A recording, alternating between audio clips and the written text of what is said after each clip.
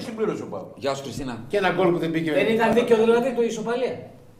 Όχι, ένα λάθο. Ο Πάου δικαιούταν την νίκη. Ένα Από λάθο. πού τη δικαιούταν. Είδε τελικές ενέργειες, 25 τελικές έκανε ο Πάος. Εσύ τώρα για μπάλα μιλήσουμε. Τι να μιλήσουμε. 25-22 στα πουλιά τώρα. Έκανες 2,5 ευκαιρίες στην κόντρα επίθεση. Δύο ευκαιρίες είχε ο Παναθηναϊκός. Ένα δοκάρι που είχε Είχε ο φυλακή Παναθηναϊκός. και ένα που απέκρισε ο τέτοιος που σου λένε ο Μόνο Κοντάρης. τερμάρες έπαιζε. Έλα ρε τώρα. Είχε ένα 20 λεπτό πολιορκία. Για μπάλα παίρνετε να Μόνο στον πρώτο μιλήσουμε. μήχρονο. Ρε εσύ περίμενε λίγο να μιλήσουμε για μπάλα. Ναι. Παίρνουμε τις τελικές του Παναθηναϊκού. 22 τελικές. Α, έτσι. Περίμενε λίγο. Οι 6-7 ποιοτικές.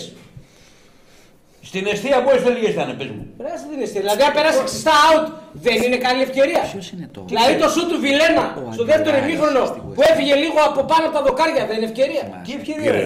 Του Βιλένα το σουτ. Έγινε καμιά οργανωμένη επίθεση. Του Γετβάη κεφαλιά που έβγαλε Ρε ξεπέρασμα. έκανε καμιά οργανωμένη επίθεση ο Παναθηναϊκός.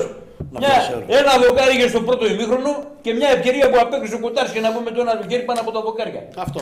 Τι έκανε ο Παναθηναϊκός τώρα, 25 ευκαιρίες στα πουλιά. Μισό λεπτό. Ποιες είναι ευκαιρίες. Αμφισβητείς